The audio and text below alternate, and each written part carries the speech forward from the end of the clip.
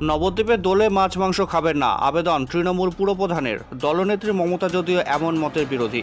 যার যা ইচ্ছা তিনি তাই খাবেন, আমিষ নিরামিষ বিতর্কে বরাবরই এই কথা বলে এসেছেন তৃণমূল নেত্রী মমতা বন্দ্যোপাধ্যায়। এবার তার দলেরই এক পুরপ্রধান দোল পূর্ণিমায় মাছ মাংস না খাওয়ার অনুরোধ করে বসলেন। এও বললেন, আমরা তো আর আইন প্রণয়ন করতে পারি না, তাই এই আবেদনকেই আইন বলে ধরে নেওয়া যেতে পারে। দেশে সমস্ত আমিষ পদই নিষিদ্ধ করা উচিত বলে মন্তব্য করে সম্প্রতি বিতর্কে জড়িয়েছিলেন আসানসোলের তৃণমূল সাংসদ শত্রুঘ্ন সিনহা। তার দলের নেত্রী মমতা যেখানে ভাষা, পোশাক, খাদ্যাভ্যাস, ধর্মাচরণ এই সমস্ত ক্ষেত্রেই বহুত্ববাদের পক্ষে সওয়াল করে থাকেন, সেখানে শত্রুঘ্নর ওই মন্তব্য দলীয় লাইনের পরিপন্থী ছিল। তৃণমূল সূত্রের খবর, সাংসদের মন্তব্য মমতা যে ভালোভাবে নেননি তা তাকে জানিয়েও দেওয়া হয়েছিল। পরে ওই মন্তব্যের জন্য দুঃখ প্রকাশও করেছিল শত্রুঘ্ন। সেই একই বিতর্কে এবার জড়ালেন নবদ্বীপের তৃণমূল পুরপ্রধান বিমান কৃষ্ণ সাহা। দোল উৎসবের সম্প্রতি পুরসভার তরফে একটি বৈঠক ডাকা হয়েছিল। ওই বৈঠকে বৈষ্ণব মঠের প্রধান, বিভিন্ন ক্লাবের প্রতিনিধি এবং ব্যবসায়ীরা উপস্থিত ছিলেন। সেখানেই নবদ্বীপবাসীর উদ্দেশ্যে দোলে মাছ মাংস না খাওয়ার আবেদন করেন বিমান কৃষ্ণ। তার বক্তব্যের একটি ভিডিও প্রকাশ্যে এসেছে। তাতে পুরপ্রধানকে বলতে শোনা যাচ্ছে, আমি কোনো ধর্মকে ছোট করছি না। আমাদের হিন্দু ধর্মে বিভিন্ন উৎসবে আমরা নিরামিষ খেয়ে থাকি। এটা দোল উৎসব, শ্রী চৈতন্যদেবের আবির্ভাব তিথি। এই তিথিতে এখানে চৈতন্যদেবের লক্ষ লক্ষ ভক্ত আসেন। তারা অধিকাংশই নিরামিষভোজী। তারা এসে এই দৃশ্য দূষণ দেখবেন কেউ রাস্তার এধারে খাসি খাচ্ছেন, কেউ ওধারে মুরগি খাচ্ছেন। এটা তাদের পক্ষে অসহনীয়।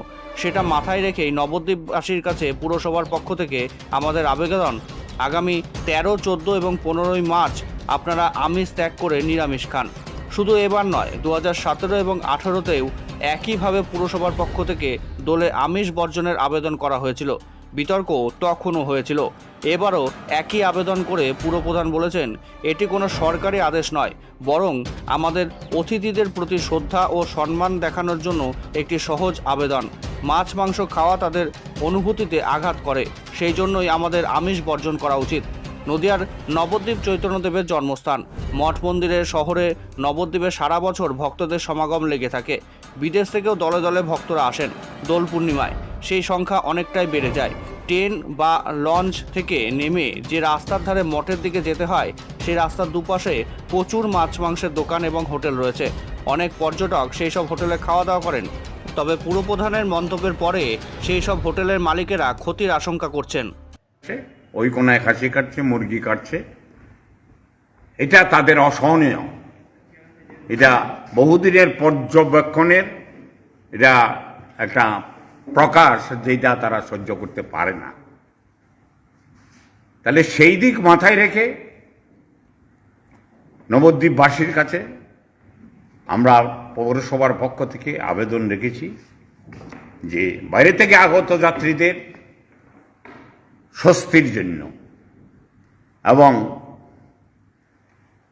গৌর পূর্ণিমার মর্যাদাকে বৃদ্ধি করার জন্য আমরা আমিষ ত্যাগ করে নিরামিষ আমরা প্রত্যেকে এই 3 দিন আমরা ভক্ষণ করব।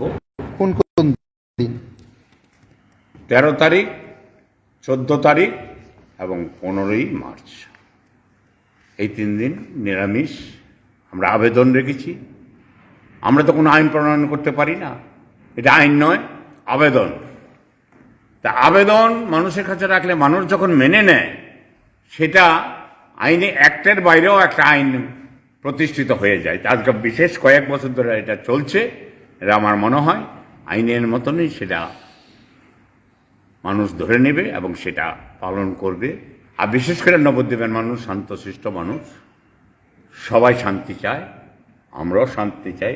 সেই শান্তির পরিপ্রেক্ষিতে, সুস্থ সমাজ ব্যবস্থার পরিপ্রেক্ষিতে এই ব্যবস্থাটা করা হয়। সময় নবদ্বীপের এই চেয়ারম্যান বিমান কৃষ্ণ সাহা নবদ্বীপে কসাইখানা করার চক্রান্ত করেছিলেন এবং বৈষ্ণবনগরী নবদ্বীপ তথা বৈষ্ণবদের সমাজস্থলের ওপর। আর আজকে সেই বিমান সাহা বলছে নবদ্বীপে নিরামিষ ভক্ষণ করতে। খুব ভালো কথা, কিন্তু সেই সময় উনি বলেছিলেন যে নবদ্বীপের কসাইখানা কেউ বন্ধ করতে পারবে না যতক্ষণ আমি বেঁচে আছি। আর সেই সময় বিজেপি এবং নবদ্বীপের গৌরীয় সম্প্রদায় লাগাতার আন্দোলন করে এই কসাইখানা বন্ধ করেছিলেন। আর সেই মীমাংসা আজকে সনাতন হওয়া নাটক করছেন। নবদ্বীপবাসী আপনার নাটক বুঝে ফেলেছে যে ব্যক্তি কসাইখানা করতে চায় বৈষ্ণবদের সমাজস্থলের উপরে, সেই ব্যক্তির এইসব নাটক মানুষ ধরে ফেলেছে। আপনার নাটক নবদ্বীপবাসী আর খাবে না।